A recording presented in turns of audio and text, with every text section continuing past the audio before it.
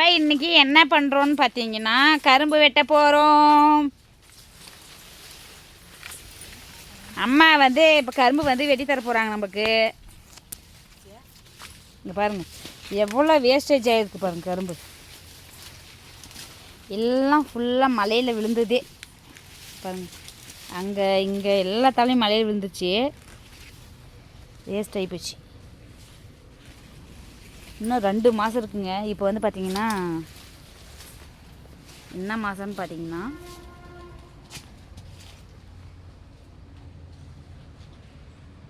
இன்னும் அடுத்த மாதம் இருக்குது. இந்த மாதம் கார்த்திகை மாதம்னா அடுத்த மாதம் மார்கழி தை மாதம் தான் நம்மளுக்கு அறுவடை வரும். ப்ளஸ் மார்கழியில் உடைக்குவாங்க. இன்னும் 2 மாதம் இருக்குது. 2 மாதத்துலேயே பாருங்கள் எவ்வளோ டேமேஜ் ஆகிட்டு இருக்குது. அங்கே விழுந்திருக்கு, இங்கே விழுந்துருக்கு, இப்படி இங்கே பாருங்கள் அங்கே விழுந்திருக்கு, இங்கே ஒரு குட்டி புழக்கிறாங்க பாருங்கள்.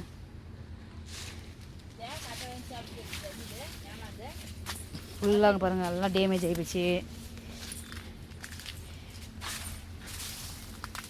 இந்த பக்கம் வந்து பார்த்திங்கன்னா எல்லாம் கீழே விழுந்துட்டு இருக்குது. சரி, அணில் குருவியெல்லாம் சாப்பிடுதே, நாமளும் சாப்பிட்லாம் அப்படின்றதுக்காக வந்திருக்கோம்.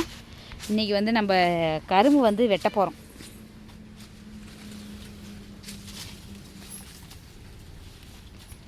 கரும்பு வெட்டி சாப்பிட்லாங்க, அதுக்கு தான். எங்கம்மா கத்திய?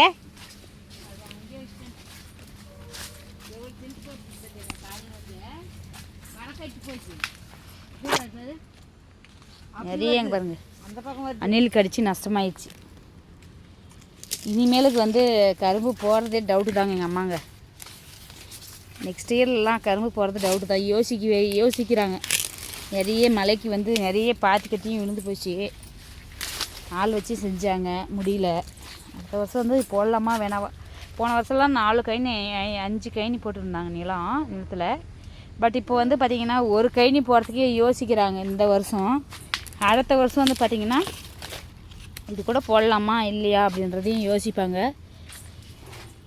இது வந்து கருப்பு கரும்பு தெரியலையே உங்களுக்கு? நார்மலாக பாருங்கள் எப்படி இருக்குது.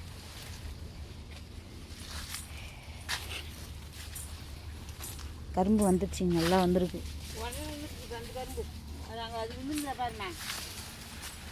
கரும்பு நிறைய விழுந்திருக்கான். அது ஒன்றா நேராக போய் கட்டிக்கலாம்.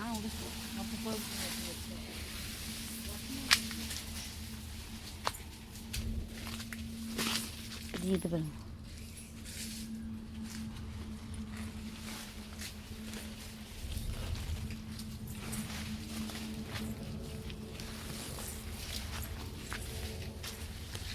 நிவி கரும்பு சாப்பிடல? நீயே சாப்பிட்றது இல்லையா? நிவிமா கரும்பு சாப்பிட்றது இல்லையா? ஏன் பிடிக்குமா பிடிக்காத கரும்பு உனக்கு? கரும்பு டேஸ்டாக இருக்குதா இல்லையா? இங்கே பாருமா கரும்பு எப்படி இருக்கும்? டேஸ்ட்டாக இருக்கும் தானே? வெட்டுமா கரும்பு வெட்டுமா பார்க்கலாம். செம்ம ஆயிட்டுங்க. வெட்டுமா அதை வெட்டுமா காமிக்கலாம் பார்க்கலாம்.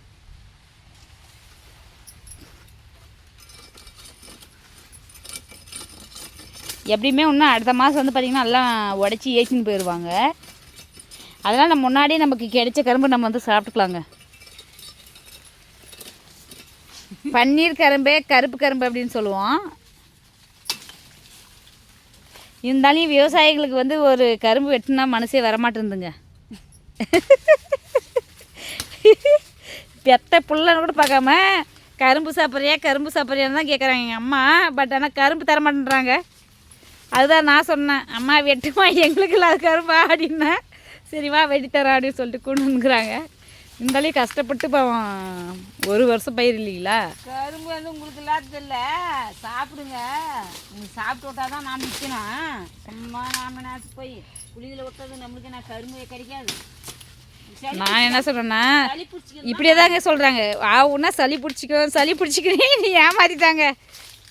நாங்கள் வந்து 3 பெண் குழந்தைங்கள். நாங்கள் 3 பேர் தூந்தாங்கன்னா என்னாகும் தெரியுமா? அந்த நிலம் பூரா கரும்பு வெட்டி சாப்பிட்ருவோம். அப்புறம் விற்றா உங்களுக்கு காசே வராதுமா, பார்த்துக்கோ. சாப்பிட்டு போங்கம்மா, உங்களுக்கு இல்லாததில்ல. சளி பிடிச்சிக்குமே. இப்போ தொண்டை சளியெல்லாம் பிடிக்காது எங்களுக்கெல்லாம். பாடி வந்து பில்டிங் ஸ்ட்ராங்கு. கொண்டு போய்க்கு வா. சளி பிடிச்சிக்குமே என்ன பண்ணுறதுன்னு குடிங்க வேணாம். செம்மையாக இருக்குங்க கரும்பு. நான் உங்களுக்கு வந்து இந்த நிலத்தை விட்டு உள்ளே வெளியே போயிட்டு நான் உங்களுக்கு காமிக்கிறேன். திவ்யா நீ சாப்பிட்றியா? காய்ச்சல் வேணாம். முன்னாடி தீவிர காய்ச்சல் முன்னாடி கரும்பு கிடைக்காது. நம்ம தோட்டத்தில் துண்டு கரும்பு வெட்டியாச்சுங்க. அப்படியே போகலாம். இதே அதிகம் சாப்பிட முடியாது. நல்லா சாஞ்சிட்டு இருக்கு பாருங்க. அடி வெளியே வர்றது ரிஸ்காக இருக்குது.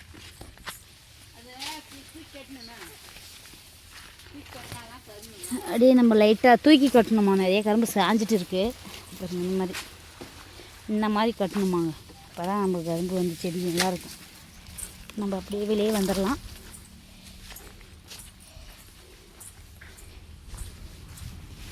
வெளியே வந்துட்டு நம்ம கரும்பு எப்படி இருக்குன்னு காமிக்கிறோம் பாருங்கள்.